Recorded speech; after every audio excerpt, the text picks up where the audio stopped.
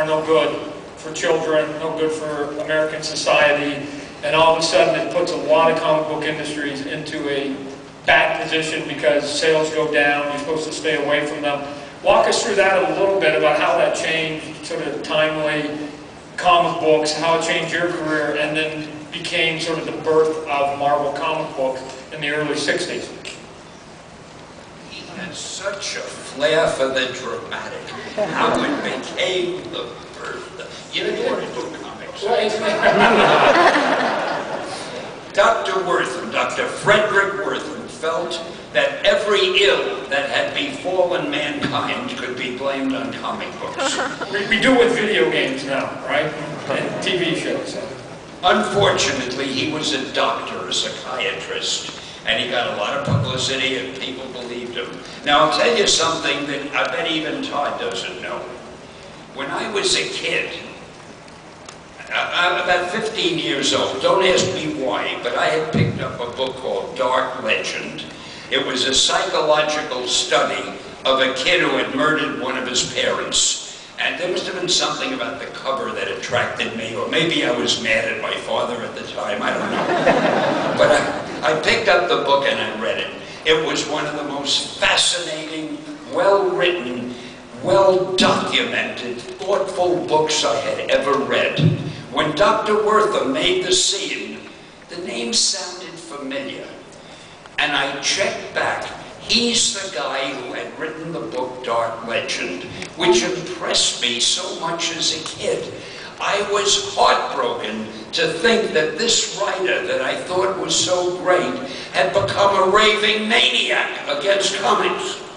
And that was just a little known fact, and I can see it went over like a lead balloon, so I'm sorry I mentioned it. Right. But anyways, at the end of this, just to bring a little bit of history, Dr. Wortham goes to the government committee and basically says comic books are no good. Comics Code Authority comes out, and now all of a sudden all those dark, creepy monster movies or comic books now have to become a little more family friendly, which does spurn the birth of Marvel comic books, which is where you come in. So now you have a slate that you have to now bring out in the early 60s, and you start bringing us all those characters. So see if you can sort of briefly run what the hell was going through your brain that you were able to sort of give us so much in such a short period of time. Sure again. Yeah, there you go. I'll talk to them. You keep coming to me. Talk to them. Tell them about how, in its simplest form, where did Spider-Man, Thor, X-Men, Iron Man, Hulk, where did that all come out of? Where did it all I will never again ask a guy who speaks better than I do to be the damn MC at any Boy, I thought I liked him. What happened was, well, really, Dr. Wortham didn't hurt us that much. Because you know me, would I ever do anything that isn't fit for everybody to read? Our books were pure. They were clean. They were lily white. They were good for young and old. But I will tell you a funny story which has nothing to do with it. I hope you haven't heard this before. And again, if you have, you can leave. I don't care. The Comic Code Authority did reject a page of a story I once had written. And it was a Western. I think it was called Kid Colt Outlaw. In those days, I was a great Western writer. Oh, remind me to tell you about the romance stories I wrote. At any rate, here's what the picture was. It was a hand holding a gun. This is the panel. All you saw. He can describe it better because he's an artist, but I'm not going to give him the microphone again.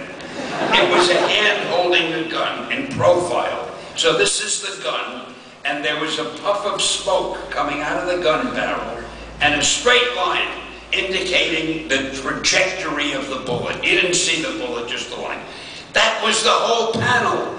The gun, the puff of smoke, the line. I got the page back from the comic book code, and they said that panel is rejected. I said, why is it rejected? Punchline coming. They said, the puff of smoke is too big, it's violent. Luckily, I had a very very talented artist on staff. I forget his name, but I took him to that artist, and I said, as a favor to me, could you make the puff of smoke a little smaller? So now, the gun was like that. Instead of a puff of smoke like that, it was a puff of smoke like that, with a straight line. We sent it out, and the Comic Book Code Authority said, that is approved. So it shows what a great job they did protecting the youth of America. Saying if they don't mention power soon, I'm going to throw a picture. No, we'll get to him if you speed it up. No, we're going to get to him. Tell us how you can read a real quickly. Throw an Iron Man. Just wait, give it to him. Wait, I got to tell you about the romance stories.